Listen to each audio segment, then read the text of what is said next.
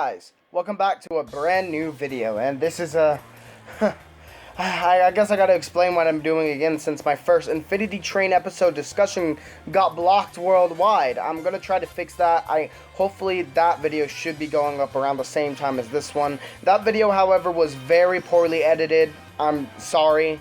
This one will be too, but at least you can see me talking, so that's all that matters. Today we're going to be discussing the Infinity Train episodes that came out today, the Corgi car and the Crystal's car. And these are episodes 3 and 4 of the series.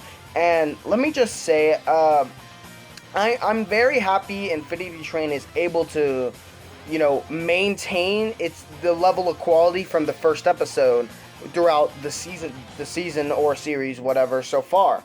Episode 2 was great, just as good as the first one, with a bunch of suspense and stuff. And episode 3, the Corgi car, which aired today, was a retelling of the original Infinity Train pilot, the one that started all this ride, the whole thing. And I'm glad they got it into the story organically instead of just padding out the original pilot for 11 minutes. And with the context of the show, since we know more about the story, the characters, and in the context of the show, I feel the pilot is more enjoyable as this episode because we know more context, and because we know more context, the episode has more to offer. And it's not just it's not just the pilot stretched out to 11 minutes either. No, it's the pilot story, but they add more to it. And it's the original pilot where Tulip and 1-1 go into this Corgi car, and they meet Atticus, the king of sentient Corgis, and they fight this monster. And in the context of the show, we have no idea who this monster is. From what I can see, this monster seems to be like a mechanic of the train, and she's taking orbs, which is like changing the weather of Corginia, which is where Atticus is from. And this allows Atticus to join Tulip and 1-1 on their journey to find the conductor at the end of the train. And overall, the episode was really good. A lot of suspense. Instead of like a light and her repairing it, they changed it to orbs.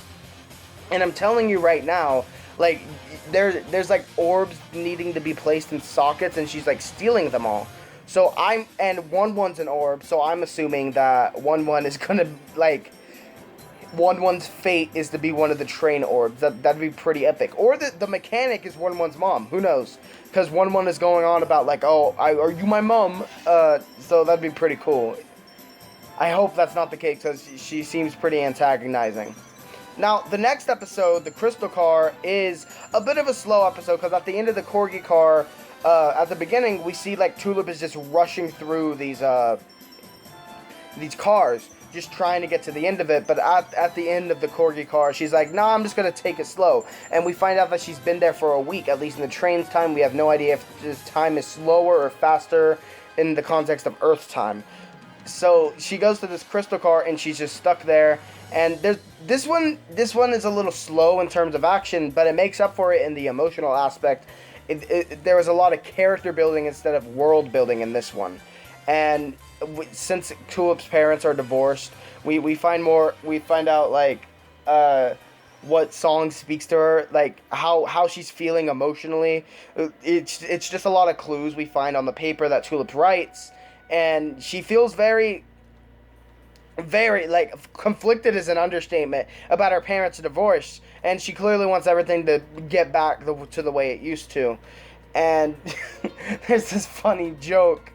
1-1, like there's this orb, and like all the characters have to press it, and I'm really bad at explaining things, but they literally just use like the phone disconnected sound effect whenever 1-1 sings, and I feel like that was a pretty epic moment in animation history right there. But overall, the Crystal Car was pretty good. Like I said, it was pretty slow in terms of story-wise and action-wise. It was mostly just character building. And we established Tulip as a character.